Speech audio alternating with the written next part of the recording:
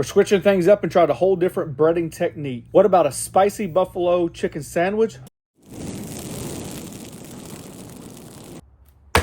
First things first, we just got your standard chicken breast.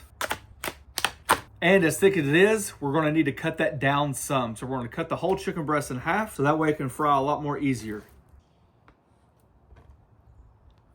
I always see people try to do the breast the other way and try to guess half and half. I just like to bunch up the breast, take the knife and go right down the middle. Works for me every time. And after it's all said and done, you should have yourself some fantastic looking halved chicken breast. All right, to our broth mix, we're add some buttermilk, some Blues Hog wing sauce, a few tablespoons of pickle juice, and put your chicken in there. You can cover it, put it in the refrigerator, 4, 6, 8, as long as you want to. Overnight would be better. We're gonna do it for about 6 hours. All right, we have about 2 hours until our chicken is done marinating. On our website, theflattopking.com, we're gonna print out, well, we printed out this recipe for the ranch dressing. It says optional, the horseradish. I'm not adding the horseradish. My plan right now is to make about 80% of YouTube viewers mad. Crazy concoction, I understand. What happens when you like blue cheese and ranch dressing at the same time? What if you like them both? Does it really matter? If not, then I'm combining the best of the two. I'm taking the base for the ranch, I'm adding some Worcestershire sauce and some blue cheese to make one fantastic dressing for the crispy buffalo chicken sandwich. Okay? At me all you want to. I think it's gonna be fantastic. We have sour cream and we have mayonnaise. We have some buttermilk, salt and pepper, some dried dill, parsley, Worcestershire sauce, onion powder, garlic powder, fresh squeeze of lemon juice. We have some chunky blue cheese. I'm gonna add about half a container. Give this a mix, let it sit in the refrigerator for a few hours to set up. The one ingredient you didn't know you needed, cornflakes. We have tried breadcrumbs, we've tried flour, we've tried saltine crackers, we've tried a lot. But this might be the key. We have tested it on the back end and we've done it to where you didn't have to break down the cornflakes at all. We've also done it about 50% where it was like kind of pulsed and kind of not. When it comes to griddle cooking, I think you need to go above and beyond and like really get it finer because all the nuances, the gaps, it's not like it's deep frying. You really need that surface contact. So up to you, I'm just telling you what we found.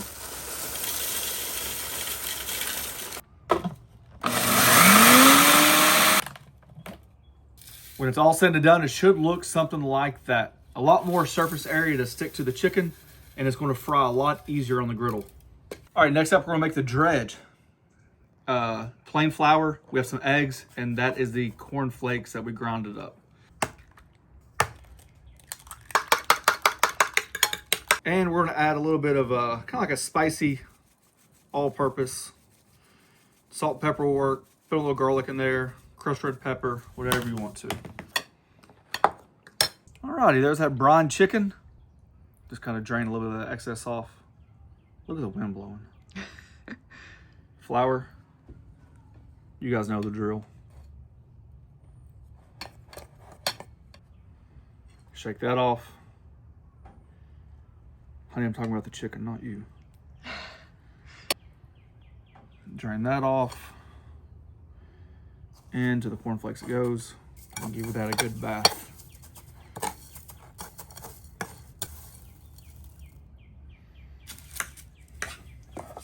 And you should have yourself a fantastic looking coated chicken breast. And from there, we're going to get the griddle heated up. I'm gonna do the rest of them and start shallow frying them. All right, you guys can fry on whatever oil you want to. We're gonna be shallow frying, so it's gonna take quite a bit. But I've got some tallow down. I'm gonna mix this with smoked tallow just to offset some of the tallow I've got built up. Seems like a lot of oil, but you gotta remember, you know, you really want to get a shallow fry going. You can't just put like a tablespoon of butter down or oil and then expect to fry like a whole chicken breast or half a chicken breast or something like that. It's just not going to work. So don't be scared of the oil. I mentioned it 1,000 times because every single video, no matter how many times I mention it, it doesn't resonate. I prefer my griddle to be running downhill because I do not have a grease trap in the back. I have a grease trap in the front.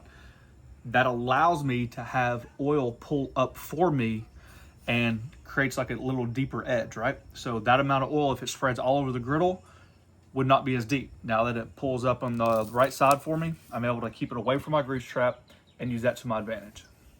All right, bring it back up, let it fall back down. Just kind of warms that oil up super fast.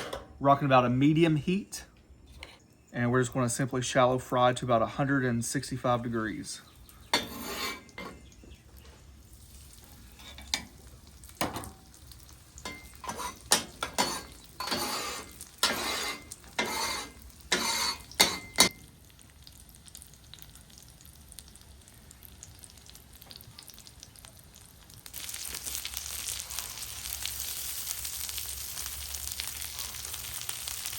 All right, oh yeah.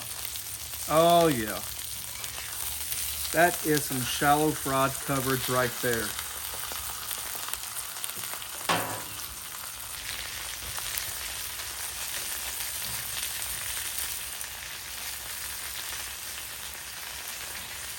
All right, and to start building, nice crispy golden cereal style chicken. Just gonna put that in some sauce. As much as little as you'd like. I'm gonna flip it over too and get a little extra oomph on it. Using that Blue Hogs again. Set that off to the side so that sauce can get in all the nooks and crannies. Start with the bottom. Look how that thickened up. Little chunks of blue cheese, a little herby ranch. Oh yeah.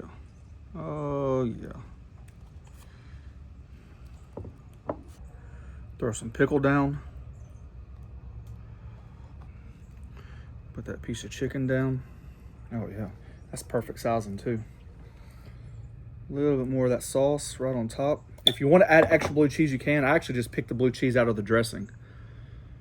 Maybe something like that. Top it with something healthy. And there we go. The one ingredient you didn't know you needed until today. And when you're done building that monstrosity of a sandwich, golly. I don't even know how you even, should I cut it? No. Let's cut it in half. Oh my Let's cut gosh, it in half. I knew you would. That way you can say we can go halvesies. Halvesies. We're borderline on the size of this chicken breast with that Indiana thing that we made, that pork tenderloin. I know. Oh yeah, Boy, that looks sauce. good. Spoiler alert, we've had the dressing off camera as it's set up. I love it. It's Each very of their good. own. I'm just telling you, it's worth it. Mmm.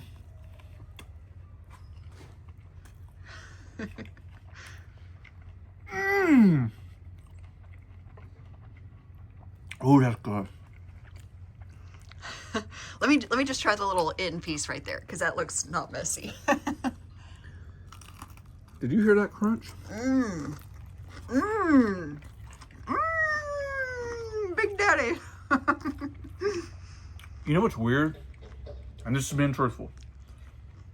When I first started recipe testing this recipe, I honestly didn't like the cornflake method at all. I didn't think it was worth it. Yep. And for the full cornflakes, I didn't like it at all. And then we pulsed them to about like half, you know, because everybody uses like the whole cornflakes, and I still didn't like it.